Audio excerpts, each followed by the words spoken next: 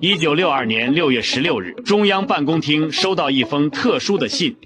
毛主席看完後只說了一句話：“我對彭德懷這個人比較清楚，不能給彭平反。”彭德懷做夢都沒想到，自己花了整整3個月寫的申訴信，等來的竟是彭德懷問題專案委員會。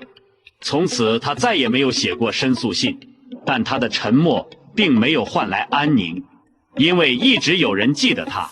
這個人並不是想幫他，而是要徹底打倒他。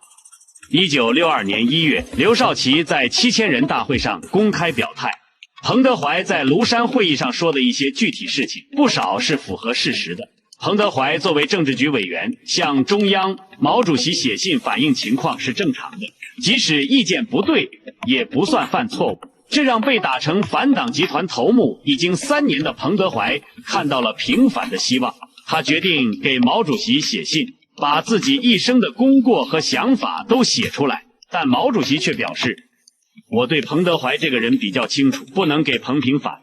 7000人大會最終維持了對彭德懷的定性。長期在黨內搞小集團，搞軍事俱樂部，和某些外國人在中國搞顛覆活動有關係。彭德懷聽到這個消息後暴跳如雷，8萬字的申訴信遞上去後，彭德懷等來的不是平反，而是彭德懷問題專案委員會。直到1964年，康生向毛主席进言，海瑞罢官這出戲跟1959年廬山會議有關，是替彭德懷鳴冤叫屈，替彭德懷翻案。江青也多次提出要批判海瑞罷官。1965年初，批判海瑞罷官的写作班子在上海秘密開工。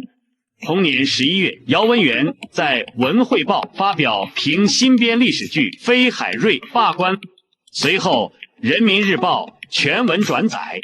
耐人尋味的是，在評新編歷史劇《廢海瑞罷官》發表前，彭德懷突然接到去西南大三縣工作的指示，他一開始是拒絕的，但毛主席打電話說要見他，兩人在中南海頤年堂談了5個多小時。彭德懷最終答應了去西南，可就在他到達成都的當天，人民日報就轉載了批判海瑞罷官的文章。彭德懷氣得一拳擂在桌上。1965年12月21日，毛主席在杭州談話時說，姚文元的文章很好，點了名，但是沒有打中要害。要害的問題是罷官，嘉靖罷了海瑞的官。1959年，我們罷了彭德懷的官。彭德懷也是海瑞，隨後彭德懷被勒令停職反省，大三縣的工作被歸納為10條罪狀。1966年12月25日，北京紅衛兵翻牆闖入彭德懷在成都的住所，將他強行綁架回京。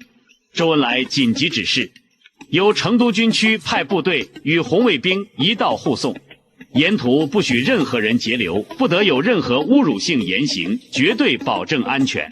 但這些保護措施卻根本沒什麼用。1967年7月，在江青和戚本禹的指示下，紅衛兵開始對彭德懷進行慘無人道的批鬥。在北航批鬥會上，彭德懷被打倒7次，前額被打破，第5根和第10根肋骨骨折。在10萬人批鬥大會上，彭德懷被掛上巨大的牌子，強制遊街。2個月內，他被批鬥100多場。之後，彭德懷還會面臨怎樣的折磨？他在臨終前都說了什麼？點擊頭像進入主頁，下集為您揭曉。